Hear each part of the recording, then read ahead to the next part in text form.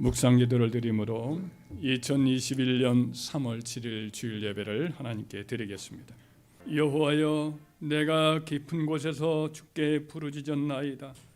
주여, 내 소리를 들으시며 나의 부르짖는 소리에 귀를 기울이소서.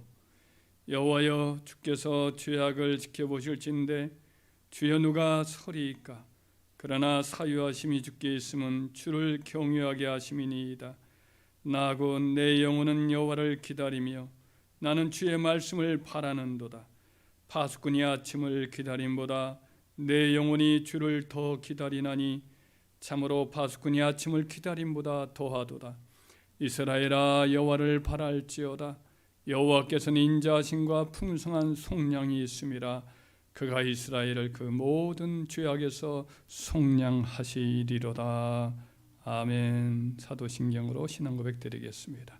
전능하사 천지를 만드신 하나님 아버지를 내가 믿사오며 그의 아들 우리 주 예수 그리스도를 믿사오니 이는 성령으로 잉태하사 동정녀 마리아에게 나시고 본디오 빌라도에게 고난을 받으사 십자가에 못 박혀 죽으시고 장사한 지 사흘 만에 죽은 자 가운데서 다시 살아나시며 하늘에 오르사 전능하신 하나님 우편에 앉아 계시다가 저리로서 산 자와 죽은 자를 심판하러 오시리라.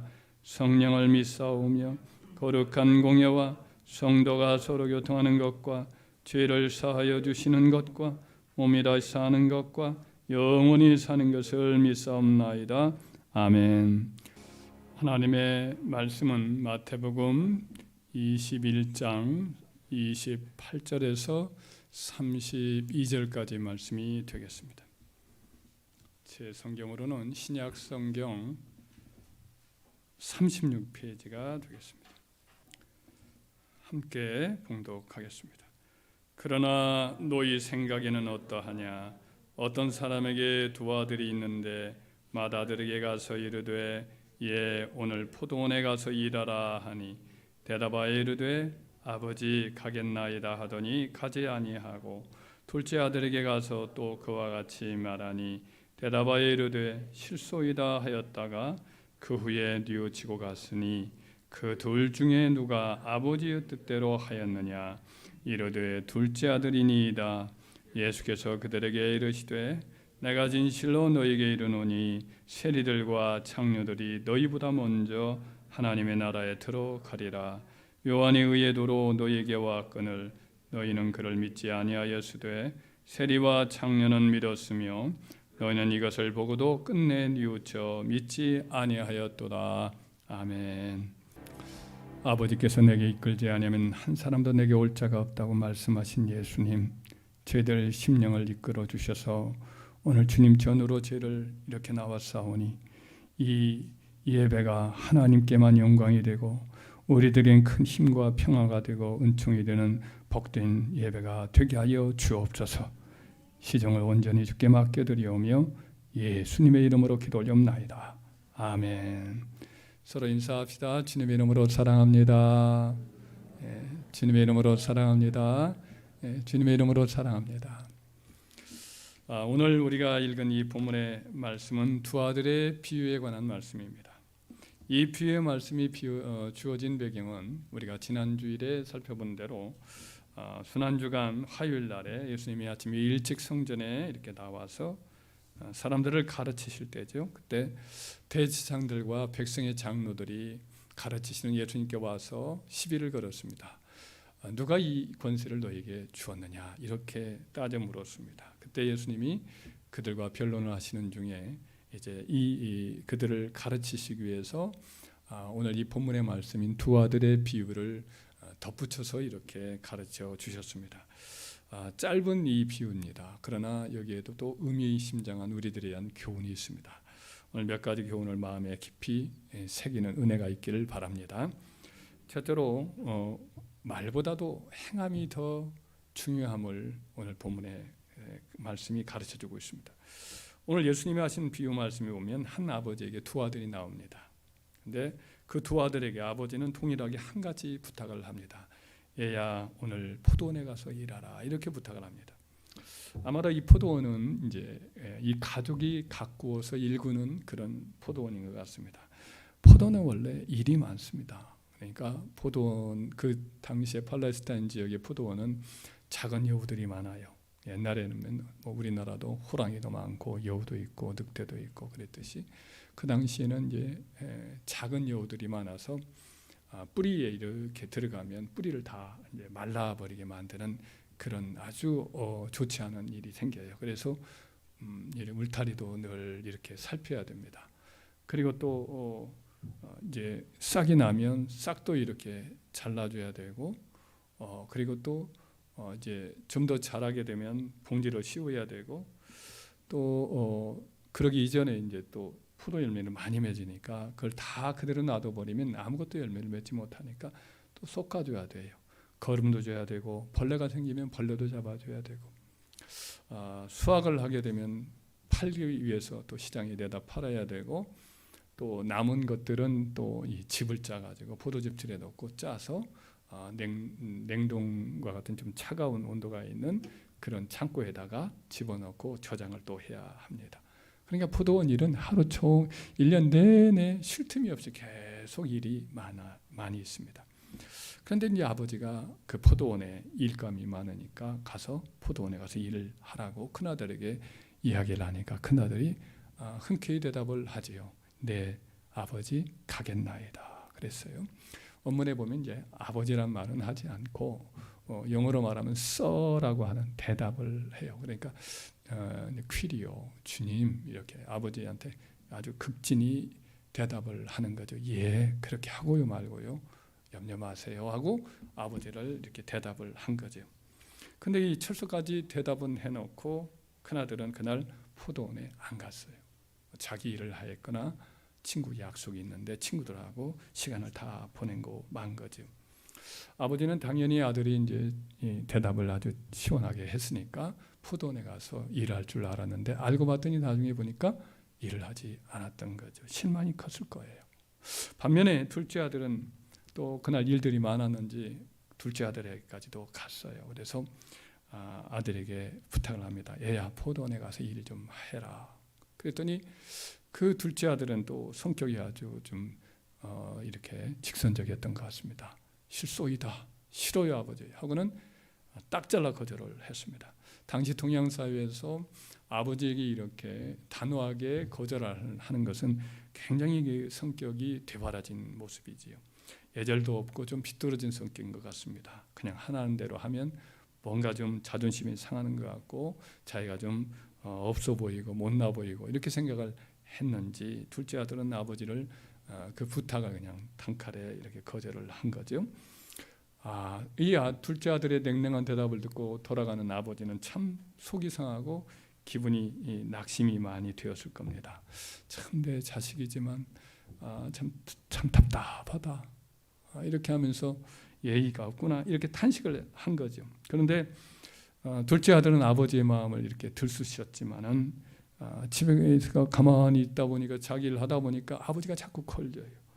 마음이 자책감이 생기고 후회가 생겨요. 그래서 이제 다 하던 일 내려놓고 창고에 가서 연장 챙겨서 포도원에 가서 그날 오후에 내내 이제 해야 될 일들을 다 마치고 돌아왔지. 물론 아버지는 나중에 둘째 아들의 이 행한 일들을 다 전해 듣고는 마음이 풀어지고 또 흐뭇해했을 것이 분명합니다. 이 두 아들 다 행동이 만족스러운 건 아니죠. 큰아들은 말은 잘했지만 행동이 안 따랐고 둘째 아들은 그렇게 냉정하게 얘기는 또 해서 속이 상했지만 또 행동은 또 이렇게 순종을 해서 했단 말이죠.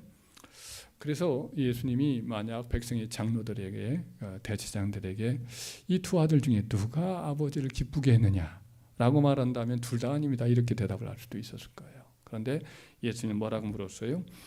이 둘 중에 누가 아버지 뜻대로 하였느냐고 물었어요. 그러니까 아버지 뜻은 뭐예요? 포도원 가서 일하라는 것은 있으니까 비록 과정이야 어쨌든 간에 궁극적으로는 아버지 말씀에 순종을 한 것은 둘째 아들이니까 둘째 아들이니다라고 그들이 대답한 것은 맞는 대답이었죠. 예수님의 이 말씀은 우리가 하나님 앞에서 화려하고 달콤한 말로 하면서 행동은 전혀 그에 맞지 않게 순종하지 않는 것보다는 차라리 처음에 말이나 태도가 이렇게 불쾌하고 속을 상하게 했지만은 결국에는 행동으로 순종하는 것이 차라리 더 낫다. 이렇게 영적인 교훈을 가르쳐주고 있는 줄 믿습니다. 사람이 행동도 잘하고 말도 잘하면 얼마나 좋겠어요. 그러나 둘 다 잘하지 못할 경우에는 행동이 순종을 하고 말보다 더 나은 것이 훨씬 더 낫다는 것을 여기서 알 수 있는 줄 믿습니다. 성경에 이와 같은 교훈이 많이 나와요. 이사야서 29장 13절 말씀에 보면 이런 말씀이 나옵니다. 주께서 이르시되 이 백성이 입으로는 나를 가까이 하며 입술로는 나를 공경하나 그들의 마음은 내게서 멀리 떠났나니 그들이 나를 경외함은 사람의 계명으로 가르침을 받았을 뿐이라. 이런 말씀을 해요. 그러니까 이 하나님께서 이스라엘 백성을 보는데 입술로는 하나님 공경을 잘해요. 사랑한다고 고백도 잘해요. 찬양도 잘해요. 예배라고 하는 구약의 그 동물 제사라든지 이런 걸 보면 제물도 뭐 풍성히 드려요. 그러나 그들의 마음속에는 하나님의 사랑이 없어요. 그렇게 예배 드린다고 하고는 집에 돌아가서는 점치러 다니고 거짓 선지자 쫓아다니고 뭐 이 하나님의 계명과 상관없이 이 욕심과 탐심과 이와 같은 악을 마구 행하거든요. 그래서 하나님은 심히 배신감을 느꼈기에 그 말씀을 이렇게 선지를 통해서 하신 거죠. 예수님도 바로 금방 읽어드렸던 이사야서 29장 13절 말씀을 인용을 합니다. 바리새인과 서기관들이 그 당시에 예수님의 제자들이 행하는 것들을 지적을 하고 있어요. 뭐 이렇게 손 씻는 거라든지 뭐 이런 것들에 대해서 주일 안식일 날 이렇게 자그마한 이런 계명들 자기들이 만든 장로의 유전들을 지키지 않는 걸 보면 지적을 해요.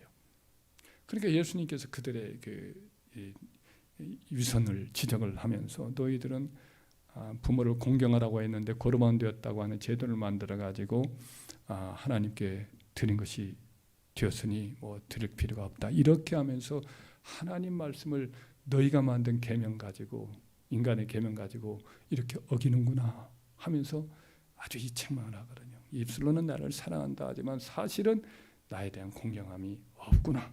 이렇게 책망을 하거든요. 그래서 중요한 건 뭐냐?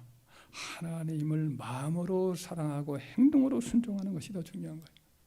아무리 뭐 번지르르한 예식을 가지고 바리새인들이나 서기관들이 하나님 섬기는 것처럼 경건한 척해도 속이 그게 하나님을 위한 사랑이 없단 말이죠.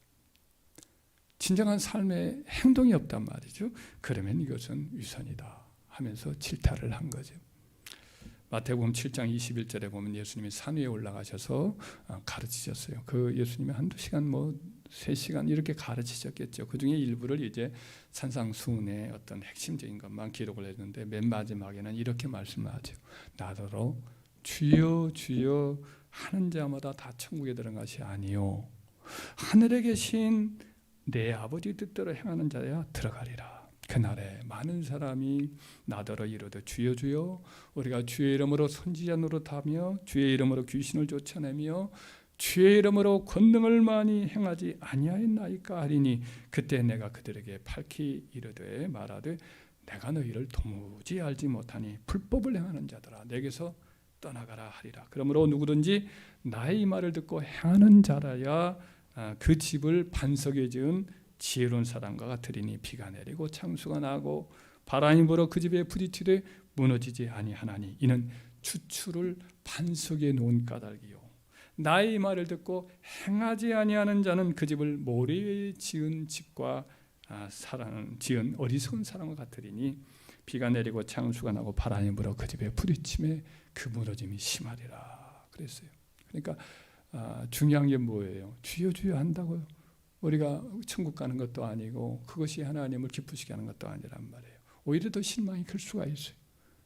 입술로는 주여 주여 하면서 하나님의 뜻을 행하지 않는 사람은 오히려 주를 이렇게 더 부끄럽게 만드는 일을 할 수가 있는 거죠. 그래서 우리는 겉으로는 투박하고 세련되지도 못하고 겉으로는 참 어떻게 보면은 좀 유쾌하지 못한 그런 언행을 하는 사람이 있어도 지내고 보니까 자상하고 지내고 보니까 속이 깊고 지내보니까 진실해요.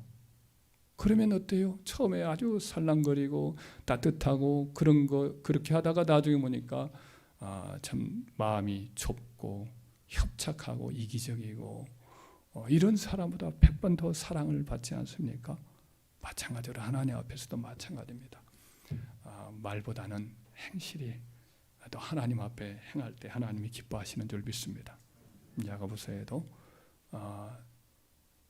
영혼이 없는 몸은 죽은 것 같이 행함이 없는 믿음은 죽은 믿음이라 이런 말씀을 하잖아요. 그래서 행함으로 우리의 믿음을 우리는 보여드리는, 그래서 주님께 영광을 돌리고 또 그래서 우리 주님으로부터 칭찬받는 저와 여러분이 되기를 주의 이름으로 축원합니다. 두 번째의 교훈은 뭐냐면 뉘우침의 기회로 꼭 붙들어야 된다는 거예요. 둘째 아들이 여기서 보면 아버지의 다정스러운 요청을 들었는데 단호하게 실소이다 이렇게 차갑게 응대를 했지요. 그래서 냉큼 아버지 안전에서 떠나서 그냥 자기 일을 했어요. 아버지가 상처 입은 마음에 이제 돌아갔을 텐데 자기 일 하다가 혹은 친구를 만났다가 다거나 이렇게 놀다가 아무래도 아버지가 걸려요. 그 아버지의 실망스러웠던 그 모습이 생각이 나요. 그래서 어때요? 하다가 도저히 기분이 나지 않습니다. 하는 일도 손에 잡히지도 않아요. 그래서 안 되겠다. 아버지 마음 불순종해서 좋을 게 뭐 있겠는가 하고는 어때요? 돌이켜서 이제 창고에 가서 연장 챙겨 들고 이렇게 포도원에 가서 오후 내내 일을 다 하고 집으로 돌아온 거지. 양심의 가치가는 그 소리를 듣고는 돌이켜서 순종을 한 것이죠. 뉘우침의 기회가 하나님 주신 거죠. 그때 그걸 잘 붙들었던 거죠. 근데 큰아들은 아버지 면전에서는 할 것처럼 다 이야기를 철석까지 하고는 아버지 곁을 떠나서는 이제 자기 일에 골몰하고 친구들하고 막 논일고 그렇게 시간을 다 보냈어요. 도중에 왜 뉘우침의 어떤 양심의 가책이 없었겠어요? 아버지의 이거 약속을 했는데 어떡하나? 이 생각이 왜 안 났겠어요? 근데 내일도 날 아니고 올해도 날 아니냐 하면서 그냥 그 양심의 가책을 억누렀겠지. 그러다 보니까 하루를 다 놓쳐버리고 결국 아버지의 그 신뢰를 배반한 셈이 되고 만 거지요. 큰아들은 이 뉘우침의 기회가 주어졌지만 이걸 끝까지 외면한 거지. 31절과 32절에 보면 그 대제사장들과 그리고 백성의 장로들에게 둘째 아들이 이제 대답을 얻은 다음에 거기에 대한 적용의 말씀을 하는 걸 보지요. 거기에 보면은 예수님께서 이제 그들에게 뭐라고 그랬냐면 그 세례 요한이 와서 하나님 말씀을 이렇게 아버지처럼 와가지고 말씀을 했을 때에 그때 뉘우친 사람들이 있었다는 거죠. 처음에는 그냥 죄와 허물로 하나님 마음을 아프게 했었던 세리와 창기들은 뉘우쳤다 이거예요. 그 기회를 붙잡았다 이거예요. 근데 그렇게 뉘우치는 것을 보고도 대제사장이라든지 백성의 장로들, 바리새인, 서기관들 이런 사람들은 그 뉘우치는 세리와 창기들 보고도 끝내 뉘우치지 않았던 거죠. 예수님께 또 오셨어요. 하나님 아들이 직접 오셨어요. 하나님의 아들이 오셔서 기적도 행하시고 또 병도 고치시고 또 하나님의 말씀을 또 진리를 잘 전하시고 그리고 그들과 직접 변증도 하고 논쟁도 하면서 끝내 그들에게 마음을 한번 기회를 주려고 애를 썼어요. 근데 끝내 그들은 뉘우치지 않았단 말이죠. 그래서 결국은 그 뉘우친 기회를 철저히 무시하고 마음을 완악하게 하였다라는 것을 여기서 지금 대조적으로 말씀을 하고 있는 거죠. 가르침은 뉘우침의 기회를 붙들어야 된다라는 경고를 하고 있는 거죠. 사실 성경을 가만히 보니까 성경은 잘못도 많이 우리 인간이 다 그렇듯이 잘못을 많이 범하지. 모든 사람이 다 넘어질 때가 있고 쓰러질 때가 있어요. 근데 하나님이 다 뉘우침의 기회를 주시는 걸 봐요. 뉘우침의 기회를. 큰 아담의 아들 가인도 뉘우침의 기회를 주죠. 마음의 분노가 가득 찼을 때 하나님이 어찌하여 네가 놓아야 하느냐. 네가 만약 네 노를 다스리지 않으면 죄가 네 문 밖에서 너를 웅크리고 기다리고 있다. 너는 그것을 다스리라. 이렇게 하나님이 친히 말씀도 하시고 다 기회를 줬어요. 근데 다 이거를 어긴 일들이 많은 사람들이 있음을 보게 돼요. 애굽 왕 바로의 경우도 한 예를 들면 하나님이 모세를 통해서 그 앞에 하나님이 많은 신들 중에 하나가 아니고 유일하신 전능하신 신이다. 하나님만이 만사를 다 그 뜻대로 행하시는 유일하신 참신이다. 애굽에 수많은 신들이 있지만 그건 다 가짜다. 그러니까 하나님을 믿으라고 많은 표적을 보여주죠. 근데 어때요? 그때마다 표적을 10가지 재앙을 할 때마다 조금씩 마음이 움직였다가 조금 풀어지면 또 돌아가 버려요. 또 돌아가 버려요. 수없이 뉘우침일 기회를 줬지만 끝내 뉘우침을 기회를 걷어차버리고 마지막 이스라엘 백성이 이제 출애굽할 때에 또 어찌하여 우리가 그들을 이렇게 그냥 내보내느냐 하고는 또 마차를 병거를 몰고 직접 쫓아와서 잡아오려고 가다가 홍해가 갈라져서 그걸 보고도 하나님은 시험하여 그 바닷속으로 들어왔다가 결국 수장되고 물고기밥 신세가 되는 비참한 최후를 맞이하지요. 수많은 뉘우침의 기회를 줬어요. 근데 끝내 돌아오지 않고 완하겠지. 이스라엘 왕 초대 왕인 사울도 하나님이 그에게 맨 처음 은혜를 많이 주셨는데 왕이 된 다음에 하나님께 불순종해지죠. 다윗을 하나님이 세웠어요. 다윗을 보면서 그에게 참 하나님이 함께 하시고 성령의 감동 감화가 있고 이걸 보면 부끄러움을 느끼고 나도 변화되어야겠다 이랬으면 됐는데 그러지 않고 오히려 그를 죽이려 들죠. 그가 자기의 사유가 됐는데도 불구하고 죽이려 들어요. 자기 딸의 사실은 행복을 다 파괴하는 그런 악한 일을 하면서까지도 계속해서 그 악한 마음으로 그를 죽이려 들죠. 다윗이 그를 2번이나 그냥 칼로 찌르기만 하면 그냥 찌르기만 하면 죽일 수 있어요. 그러나 2번이나 그냥 살려주지요. 자기의 결백을 그에게 얘기하죠. 잠깐 감동을 받아서 그가 말하죠. 참으로 네 아들아 너는 의롭고 나는 악하구나. 너는 하나님이 되게 축복하겠고 너는 큰 일을 행하리라 이렇게 말씀을 해요. 그러나 집에 또 돌아가서 곰곰이 생각하면 악해져요. 그래서 끝내 그를 죽이려고 들죠.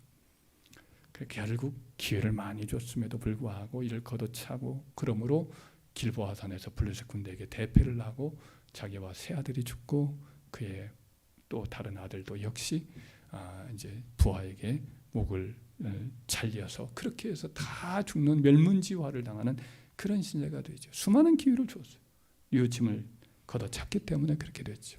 헤롯 안디바라고 예수님 당시에 예수님이 십자가 못 박일 때 이제 유다의 분봉왕이었던 사람이죠. 갈릴리와 베레아 지역의 분봉왕이었던 헤롯 안디바도 마찬가지.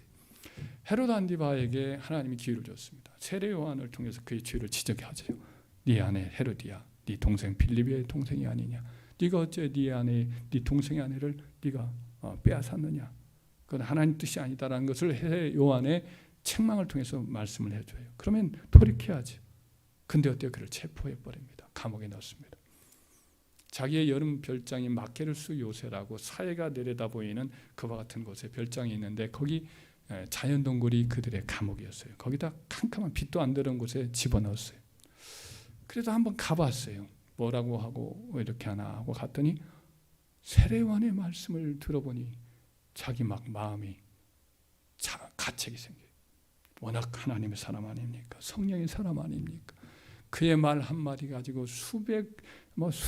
수만 명이 와서 회개했던 사람 아닙니까? 그러니 직접 얼굴을 맞아보면서 하니 세례요한의 말을 들을 때 마음이 찔리고 양심이 살아나요. 그래서 내가 이렇게 되면 지옥 가겠구나. 그래서 이야기를 듣고는 마음이 괴로워서 동굴에서 나올 때는 내가 새로운 삶을 살아야지라고 결단하고 올라왔을 거예요. 올라오면 누가 기다려요? 헤로디아가 기다려요. 맛있는 음식을 차려놓고 달콤한 얼굴로 달콤한 말로 그를 구슬리고 그에게 다시금 세속적인 삶으로 이끌어가죠. 그래도 잊어버려요. 그러다가 아침에 일어나면 멍하고 허무하고 내가 이렇게 살다가 지옥 가는 것이 아닌가. 그래도 또 괴롭다 보니까 또 동굴에 같이 또 내려가 봐요. 세례요한과 얘기하다 보면 너무나 괴로워요. 그런데도 불구하고 그 말씀을 달게 들어요. 양심이 조금씩 살아나니까. 그러기를 한두 차례 한 게 아니에요. 여러 차례 하는 중인데 마침 기회가 좋은 날이 왔다고. 마귀의 기회죠. 그의 생일날에 많은 사람들 초대하고 그 별장에서 그가 누리는데 그때 헤로디아의 친딸이었던 살로메가 한 12살이나 뭐 15살이나 되는 그 정도 소녀겠지. 그 앞에서 춤을 춥니다. 너무 황홀하게 춤을 추고 기뻐서 나라의 절반이라도 내가 내게 주겠다. 원하는 대로 내게 구하라 그래요. 그 만자 중에 있는 사람들에게 그와 같이 이제 공언을 한 거지. 근데 살로메가 어머니한테 달려가서 뭘 구할까요? 그랬더니 세례요한의 목을 달라 해라. 달려와 가지고 사람들 앞에서 세례요한의 목을 쟁반에 담아내게 달라고. 그 어린 소녀에게서 그런 말이 나올 줄 누가 알았겠어요? 크게 낙담을 했지요. 하지만 자기가 한 말이 있으니까 사람들이 자기를 지켜보니까 군인을 시켜서 그렇게 하라고 명합니다. 세례요한의 목을 담아서 살로메에게 주지. 수많은 기회가 있었어요. 그런데 그걸 미루다 보니까 결국에는 덜컥 이와 같이 그의 모든 기회가 문이 닫혀버리는 일을 만나게 되지 않습니까? 얼마 있다가 그는 결국은 쫓겨나게 되고 헤로디아와 리옹이라고 하는 프랑스 남부의 귀양살이하는 쓸쓸한 말년을 보내고 말죠. 또 어떤 일이 한 가지 더 한다면 사도 바울에게 사도 바울이 가이사랴 감옥에 갇혔을 때에 그를 2년 동안이나 독대할 수 있는 기회를 가졌던 사람이 있습니다. 벨릭스 로마 총독입니다. 이 벨릭스라는 사람은 원래 아주 빈천한 노예 출신이에요. 근데 자기 형이 출세를 했어요. 형 덕에 이제 출세를 했어요. 그래서 그가 로마 총독의 이 유다의 총독의 높은 자리에 이렇게 와서 권세를 누리게 되었습니다. 아주 돈 욕심이 많은 사람인데 그가 이제 자기 그 당시 유명한 헤롯 왕가의 왕녀가 있었는데 두루실라라는 여자예요. 두루실라는 여자가 나무 왕가의 아내였는데 그걸 보고 욕심을 내서 가로채요. 그래서 두루실라라는 이 시대의 아주 미인이었던 이 자매를 자기 아내로 삼아요. 이 두 사람이 바울을 옆에 둘 수 있는 기회가 2년이 주어집니다. 바울을 불러서 자꾸만 말을 시켜요. 말을 시키는데 2년이라는 기간 동안에 허송세월을 해요. 왜냐하면 바울을 불러서 돈을 받을까 하여라고 성경했어요. 뇌물 받으려고 하는 거예요. 가만히 보니까 사도 바울은 친구들이 많아요. 많은 교회들을 그가 세웠어요. 그에게 찾아오는 사람 보니까 뭔가 유력한 자도 있고 그래요. 저 사람 구슬리면 돈 받겠다. 뇌물을 받아 챙기겠다. 그래서 자기에게 돈을 받으면 내주려고 하는데 사도 바울은 그렇게 하지 않고 오기만 하면 의와 절제와 하나님의 심판에 대해서 얘기하는 거예요. 조금만 들으면 어때요? 돈 받을 기력이 없구나. 그러면 그냥 가라. 그래 또 돈 받을까 해서 또 불러요. 2년을 그렇게 해서 끝나요. 결과는 어떻게 됐을까요? 벨릭스가 이제 관직에서 쫓겨납니다. 얼마 있다가. 쫓겨나서 돈은 많이 챙겼어요. 그렇게 돈 욕심이 많으니까 돈 얼마나 많이 챙겼어요. 휴양 도시였던 폼페이라는 도시에서 드루실라와 또 아들이 있는데 그렇게 해서 같이 지내다가 그리고 베세부스의 산이 화산 폭발을 해버려요. 화산 폭발해서 이틀 동안 순식간에 이틀 동안 폭발해 버리니까 폼페이에 있는 사람들이 도망칠 기회가 없이 전부 죽어버렸는데 그때 드루실라와 아기가 죽었다라는 것의 기록이 남아 있어요. 그럼 벨릭스도 같이 죽었을 거예요. 뻔히. 그러니 결국은 어때요? 2년이란 그 석학이고 복음 전도자요 유명한 성령의 사람이었던 그분을 개인 교사로 모시고 있을 그와 같은 기회를 그렇게 주었는데도 불구하고 그 기회를 낭비했더니 결국은 이와 같이 처절한 멸망을 당하는 아주 불행한 사람이 되고 말았잖아요. 참 이런 사람들이 얼마나 많았겠어요. 수많은 기회를 하나님이 가만히 보니까 성경은 다 그런 역사예요. 뉘우침의 기회를 하나님이 늘 주시고 그 기회를 언제나 걷어찼기 때문에 멸망하는 사람의 기록이에요. 근데 반면에 감사하게도 하나님이 뉘우침의 기회를 주어요. 그러면 그 영혼이 그 기회를 붙들고 산 경우도 성경에 많이 있어요. 예를 들면 다윗도 그래요. 다윗도 인간이라 크게 범죄를 합니다. 오늘 본문 말씀과 거의 유사한 구조를 가진 사건이 있는데 그가 이제 우리아의 아내 밧세바를 아내로 취하여서 이것으로 인하여서 크게 범죄하지요. 나무 아내를 얻었고 그 남편은 전쟁 중에 그냥 자연사한 것처럼 전쟁 중에 이렇게 순사한 것처럼 그렇게 꾸몄으니까요. 그리고는 그냥 멀쩡히 지냈어요. 애기도 낳고. 그리고 시간이 흘렀어요. 근데 나다니엘 선지자가 와서 얘기합니다. 왕이시여 재판은 하는 것처럼 이런 일이 있습니다 하면서 한 동네에 큰 부자가 있습니다. 뭐 양들도 많고 넉넉합니다. 근데 그 동네에 또 아주 가난한 사람이 있는데 이 가난한 사람에게 딸이 하나 있어요. 저기 양이 하나 있는데 이 양이 어린 양인데 그 집에 딸처럼 그렇게 사랑을 받았습니다. 밥 먹을 때도 같이 밥 먹고 온 가족이 그 암양을 사랑했습니다. 그런데 그 부자에게 손님이 왔는데 그 부자가 자기 양을 잡아서 대접하는 것이 아까워서 그 가난한 집에 있는 그 혼자 있는 그 암양을 잡아서 빼앗아 와서 대접했습니다. 그랬더니 재판장 자리에 있었던 다윗이 왕이 자리에서 벌컥 화를 냅니다. 그 사람은 죽을 사람이라. 그가 5배나 갚아야 되리라. 이렇게 얘기를 해요. 원래 이제 남의 것을 빼앗거나 하면 5배로 갚고 그렇게 하죠. 죽을 사람이다. 아주 못된 사람이다. 그때 뭐라고 말하니까 나단 선지자 죽을 사람 바로 당신입니다.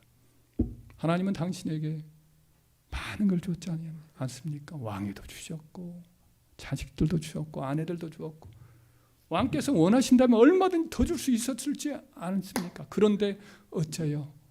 왕은 우리아의 아내 밧세바를 취하고 그를 또 이와 같이 전쟁 중에 피 흘려 죽게 하는 악한 죄를 범하였습니까? 라고 말합니다.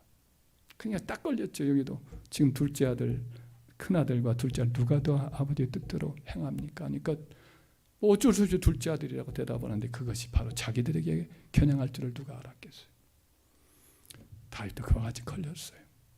그래서 그 함정에 걸린 그가 고개를 돌봅니다. 그리고는 즉시 회개하죠. 내가 범죄하였나이다. 그때 이제 하나님도 당신의 죄를 사하셨나이다. 그러나 원수에게 크게 회망할 거리를 주었으므로 왕의 집안에 피를 흘리는 일이 끊이지 않을 것입니다. 이렇게 얘기를 합니다.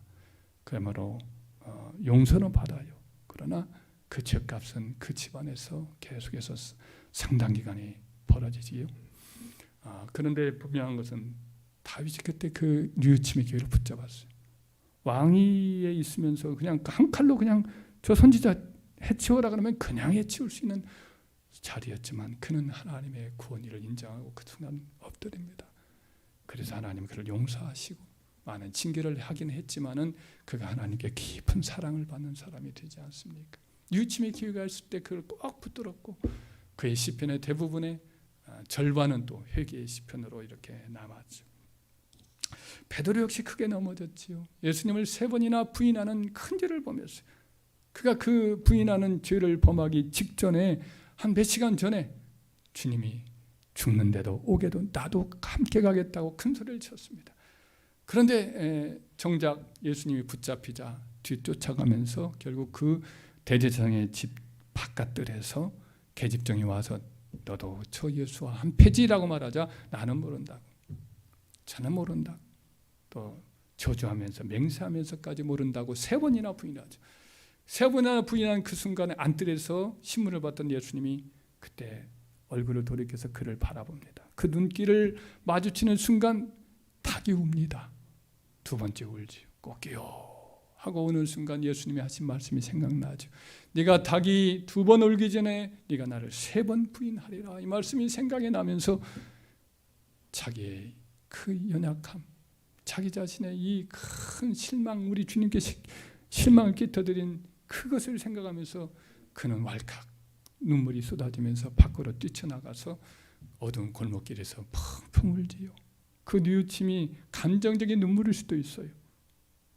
가룟 유다는 똑같은 마음으로 뉘우쳤다는 이 단어와 똑같은 단어를 써요. 그런데 그는 뉘우쳤으나 회개하지 않죠.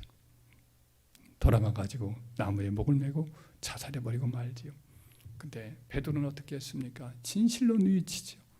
하나님 앞에 잘못했음을 고백하면서 자기의 있는 모습 그대로 주님 앞에 나아가죠. 주님이 다시 그를 만나주고 그에게 다시 사도의 귀한 사명을 맡겼을 때 그는 죽도록 충성을 하지요. 그래서 십자가에 거꾸로 매달려 죽는 데까지 충성함으로 그의 뉘우침의 진실성을 입증해 보였습니다. 우리들도 인생길에서 넘어질 때가 있어요. 유혹에 넘어가 세상을 기웃거릴 때도 있죠. 그나큰 죄의 늪에 빠져서 오랫동안 헤맬 때도 있어요.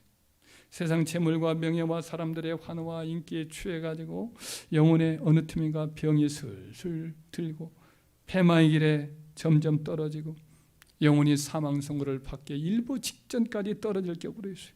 근데 하나님은 모든 사람이 그냥 두지 않으세요. 반드시 뉘우칠 기회를 주십니다. 돌이키라고 손짓을 하십니다.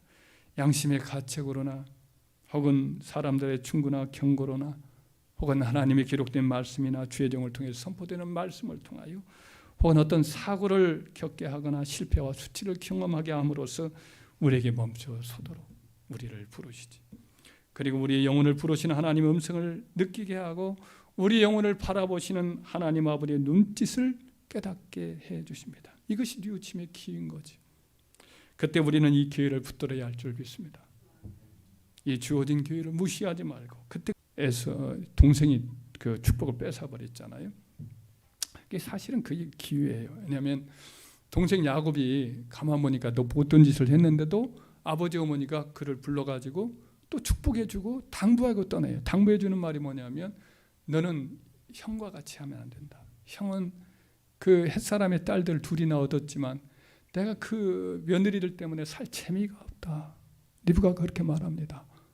그러니 너는 가서 외갓집에 가서 외삼촌 라반의 딸들 중에서 아내를 취하고 결혼을 가정을 이루라. 이렇게 당부하고 보내요. 이걸 전해 들었어요. 그러면 각성을 해야 돼요. 아, 내가 뭔가 잘못됐구나. 내 아내들이 어머니 아버지를 기쁘게 못했구나. 속상하게 하는구나. 특별히 아버지가 바라는 것이 신앙이거든요. 동생한테 신앙 때문에 이와 같이 다 수모를 당한 것이거든요. 그렇다면 내가 새로워져야겠구나. 내 아내들도 햇사람의 딸들로서 이 우상 숭배나 하고 그 육신적인 삶만 살면 안 되고, 그래야 가지고 어머니 아버지 실망을 시켰으니까 이제는 믿음적으로 살자. 이렇게 해야 되죠. 근데 그러지 않고 어떻게 합니까? 이스마엘한테 갑니다. 자기 아버지의 형이죠. 배달한 형이죠. 이스마엘한테 가가지고 내가 사정이 이러하니 어머니 아버지 마음을 좀 시원하게 해드리고 싶은데 내가 나에게 좀 아내를 달라고, 딸을 좀 달라고. 그래가지고 그 딸 마할렛이라는 딸을 얻어와요. 세 번째 아내를 얻습니다. 그 어머니 아버지를 기쁘게 해드릴 수 있을까 하고 데려왔지만 이것은 관역을 잘못 겨냥한 화살과 같은 일이죠. 그래서 성경이 이렇게 말합니다. 예레미야 선지자를 통해서 하나님의 호소하기를 이스라엘아 너희가 돌아오려거든 내게로 돌아오라 그래요. 뭔가 돌아오려고 하긴 하는데 엉뚱한 데로 간단 말이죠. 하나님 원하는 것은 모든 것 다 내려놓는 거예요. 뭐 재물 많이 가려오라는 것도 아니고 혹은 무슨 업적을 남기라는 것도 아니에요. 내 진심을 내게 달라는 거예요. 내 아들아 내 마음을 내게 달라. 내 딸아 내 진심을 내게 달라. 이건 거든. 그렇게 새롭게 나와 함께 인생을 살아보지 않겠니라고 주님은 원하시는 거거든요. 새로운 결단을 가지고 주님께 향하는 저와 여러분 되어야 할 줄 믿습니다. 오늘 본문의 말씀에 또 한 가지 중요한 강조점이 하나 있다면 그것은 이제 복음의 은혜죠. 복음의 은혜. 뉘우친 사람에게는 그 사람의 과거의 삶을 하나님이 전혀 묻지 않는다는 점입니다. 뉘우치고 하나님께 돌아오기만 하면 그 사람의 과거에 어떤 악행을 저질렀든지 과거에 어떤 그냥 이 추한 일을 벌였든지 이걸 묻지를 않아요. 그 모든 걸 덮으시고 그를 무조건 받아들이고 뜨겁게 사랑을 하시는 거죠. 그와 동행하시고 동역하시고 궁극적으로 그를 하나님 나라로 인도하시는 거죠. 오늘 본문의 말씀에 예수님은 그걸 말하죠. 세례요한이 의의 도로 너희에게 왔을 때 그에게 나와 뉘우치고 변화된 삶을 살았던 사람이 누구냐? 바로 세리와 창기가 아니더냐? 그들은 너희들과 먼저 하나님 나라에 들어가게 되었다라는 거죠. 세례와 창기들은 그 당시에 이 지도자들, 영적 지도자들이 볼 때는 완전히 이것은 부재불능이었거든요. 가장 더럽고 악한 사람들이었어요. 이 사람들은 상대도 안 했던 사람들이죠. 그런데도 불구하고 세례요한이 왔어요. 그랬더니 자기들은 그 세례요한의 말을 부담스럽게 여기고 싫어하고 거부했지만은 세례와 창기들은 완전히 받아들이고 변화되어서 새로운 삶을 사는 사람들이 많았단 말이죠. 예수님이 오셨을 때도 똑같은 그런 일을 하셨거든요. 세리와 창기들이 그에게 남았어요. 예수님 길을 받아들였어요. 그러자 그들이 다 창기가 성녀가 되고 세리가 구제하는 사람이 되고 진실로 하나님을 마음을 다하여 섬기는 사람이 많이 일어났지 않아요? 예를 들면 여리고성의 세리장이었던 삭개도 그렇지 않습니까? 수가성 여인도 그렇지 않습니까? 예수님이 한 바리새인의 집에 식사 대접하러 갔더니 그 동네에서 소문난 한 여인이 있습니다. 죄인으로 소문났으니 아마 창기와 같은 그 부도덕한 일로 소문이 많이 났던 사람 같습니다. 그 여인이 와서 예수님의 발에 무릎을 꿇고 눈물로 그 발을 닦고 그리고 향유를 그 발에 이렇게 바르는 거예요. 그러자 그 바리새인 시몬은 예수님 향해 저가 선지자였다면 저 여자가 어떻게 분명히 나쁜 사람인지 알 텐데 왜 저렇게 가만히 계시나, 이렇게 예수님을 은근히 판단하고 비난하는 마음을 갖지. 근데 예수님께서 그 시몬에게 불러서 말합니다. 시몬아, 내가 어떤 사람에게 얘기를 좀 하마. 어떤 사람은 아주 많은 돈을 빚졌고 어떤 사람 적은 돈을 빚졌는데 그 둘 다 탕감했는데 누가 더 사랑하겠느냐? 예, 많이 탕감함을 받은 사람이 더 사랑할 줄 압니다. 맞다. 네 말이 맞다. 이 여자를 보느냐? 내가 네 집에 들어올 때에 너는 내게 팔찌를 물도 주지 아니하였을 때 이 여자는 눈물로 내 발을 적시고 그 머리로 떨로 닦았으며 너는 내게 입맞추지 아니하였을 때 내가 들어올 때에부터 내 발에 입맞추기를 그치지 아니하였으며 너는 내 머리에 감람류도 붓지 아니하였을 때 그는 향유를 내 발에 부었느니라. 이러므로 내가 네게 말하노니 그의 많은 죄가 사하여졌도다. 이는 그의 사랑함이 많음이라. 사함을 받은 일이 적은 자는 적게 사랑하느니라. 이에 여자에게 이르시되 내 죄삼을 받았느니라 하시니라고 기록하고 있습니다. 이 여인은 과거에 크고 불결한 죄를 많이 지었죠. 사람들에게 손가락질을 많이 당하는 그런 삶을 살았어요. 그러나 예수님의 말씀을 들으면서 큰 감동을 받았어요.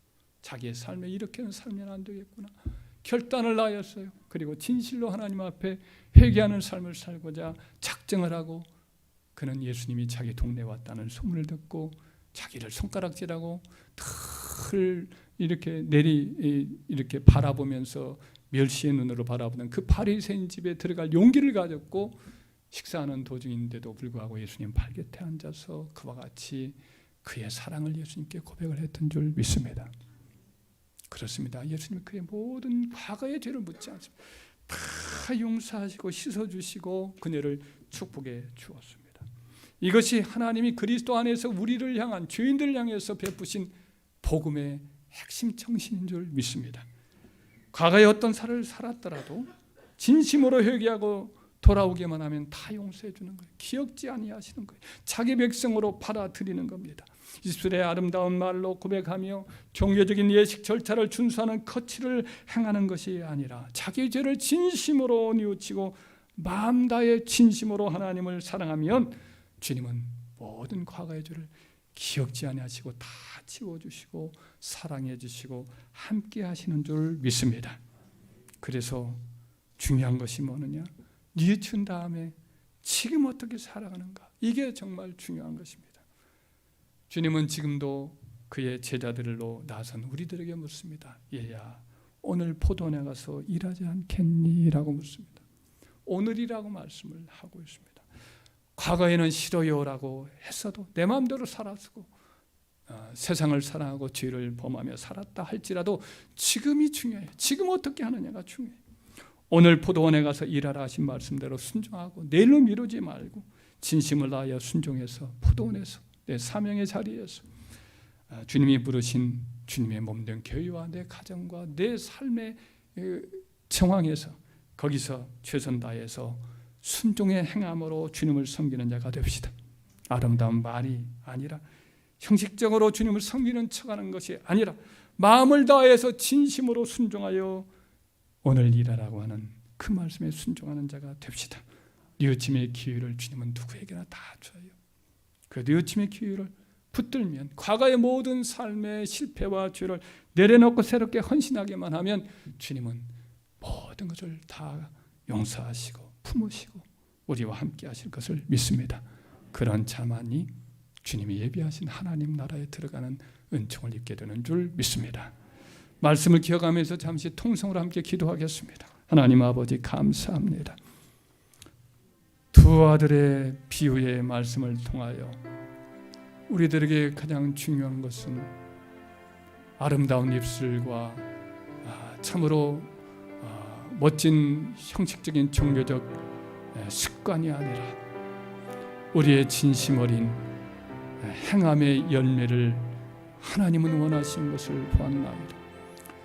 싹이 나고 꽃이 핀다고 해서 그것이 곧 열매가 아닌 것처럼 주님 진실로 원하는 것은 하나님 우리 믿음을 행함으로 인하여 입증해 보이는 열매를 찾고 있는 줄 믿습니다. 잎사귀만 무성하였던 무화과 나무 같은 그런 신앙인이 되지 말게 하시고 하나님이 기뻐 받으시는 달콤한 행함의 순종의 열매를 맺어 우리 하나님 보시기에 합당한 주님의 진실한 제자가 되게 하여 주옵소서. 주님 앞에서는 그날까지 사실 많은 뉘우침의 기회를 우리들에게 주시는 줄 압니다. 주님, 지난날에 많은 기회를 우리에게 주셨는데 흘려보낸 것이 얼마나 많았는지, 그래도 지금까지도 온전히 버리지 못한 우리들의 악습이 많이 있습니다. 주님, 또다시 기회를 주시는 우리 사랑의 주님, 주님의 귀한 기다림을 이제는 실망시키지 않는 저희들이 되게 하여 주옵소서.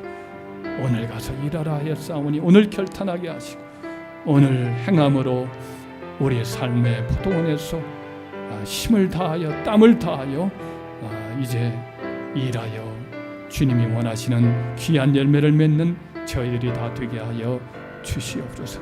이 자리에 있는 저희들 모두에게 성령님 감화 감동함을 주셔서 변화된 삶의 열매를 온전히 맺게 도와 주시옵소서. 예수님의 이름으로 기도드립나이다. 아멘. 이제는 우리 주 예수 그리스도의 은혜와 하나님 아버지의 사랑과 성령의 교통하심, 오늘 이 자리에 참석한 우리 권속들 심령 위에 영원토록 함께 계실지어다. 아멘.